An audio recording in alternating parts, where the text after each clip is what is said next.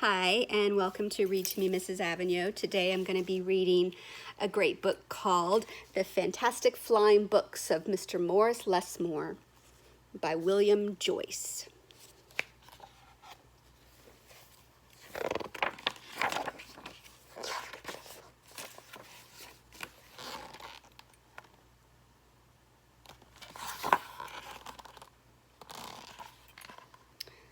Morris Lesmore loved words. He loved stories. He loved books. His life was a book of his own writing, one orderly page after another.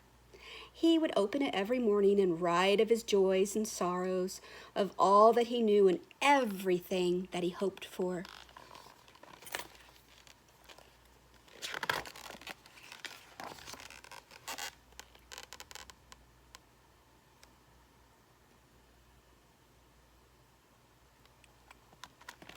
But every story has its upsets.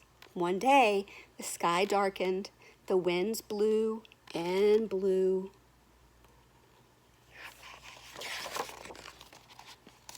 Till everything Morris knew was scattered, even the words of his book.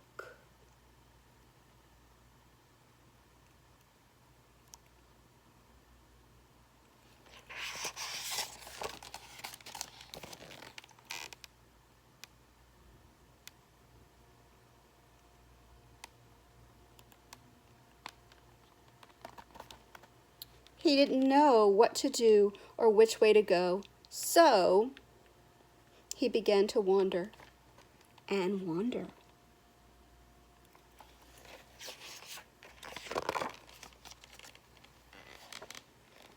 Then a bit of happenstance came his way.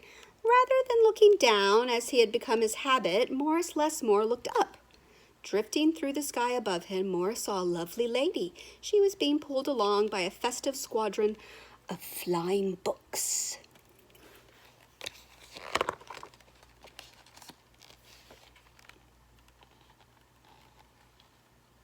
Morris wondered if his book could fly, but it couldn't. It would only fall to the ground with a depressing thud. The flying lady knew Morris simply needed a good story, so she sent him her favorite. The book was in an amiable fellow, and urged Morris to follow him.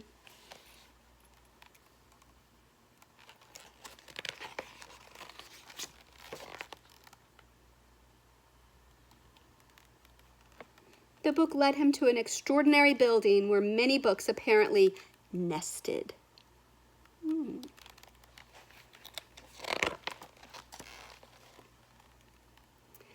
Morris slowly walked inside and discovered the most mysterious and inviting room he had ever seen. It was filled with the fluttering of countless pages, and Morris could hear the faint chatter of 1,000 different stories, as if each book was whispering an invitation to adventure.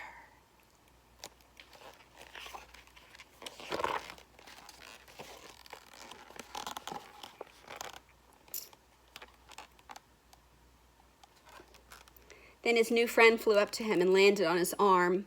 It held itself open as if hoping to be read. The room wrestled to life. And so Morris's life among the books began.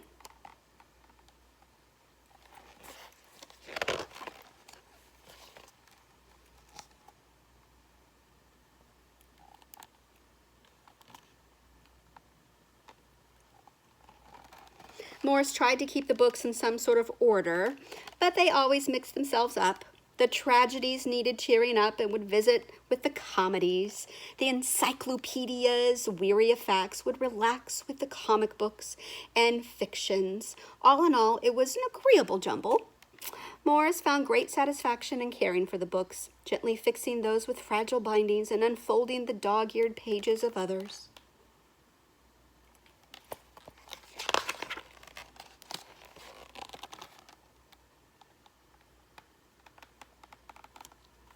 Whoa.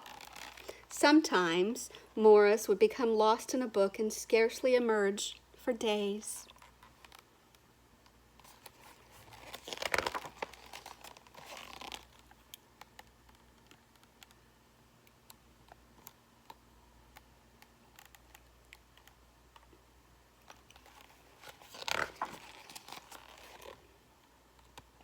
Morris liked to share the books with others. Sometimes it was a favorite that everyone loved, and other times he found a lonely little volume whose tale was seldom told. Everyone's story matters, said Morris, and all the books agreed.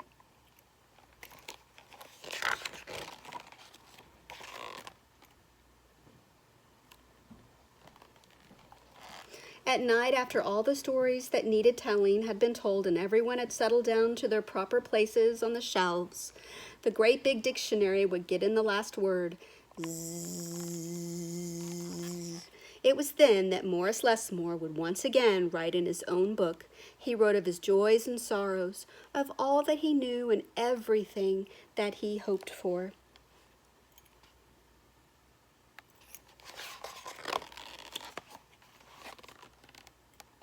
The days passed. So did the months.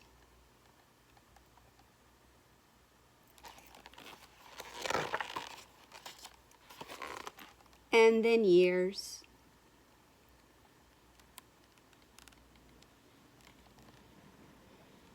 And years.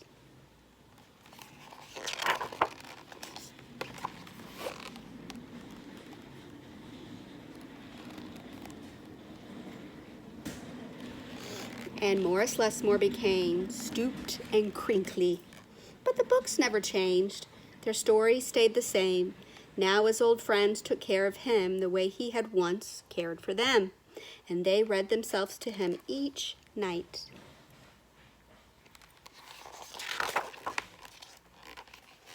Then one day he filled the last page in his book. He looked up and said with a bittersweet sigh, "I guess it's time for me to move on."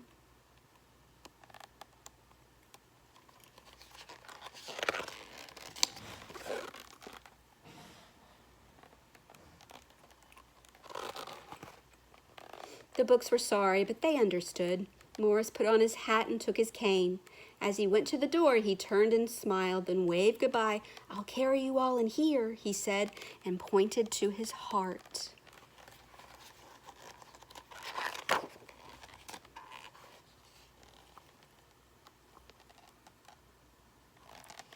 The books waved their pages, and Morris Lesmore flew away. And as he flew, he changed back to the way he'd been that long ago day when they'd all first met.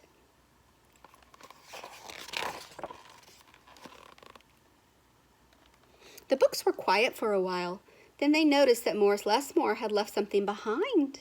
"It's his book," said his oldest friend. Inside was Morris's story, all of his joys and sorrows, all that he knew, and everything that he had hoped for.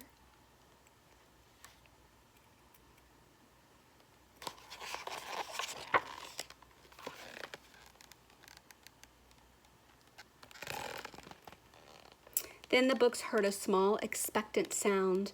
There in the doorway was a little girl. She looked around with wonder. Then something fantastic happened.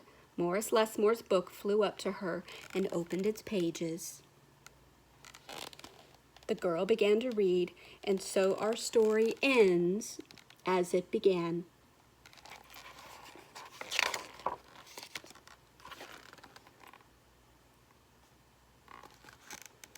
With the opening of a book.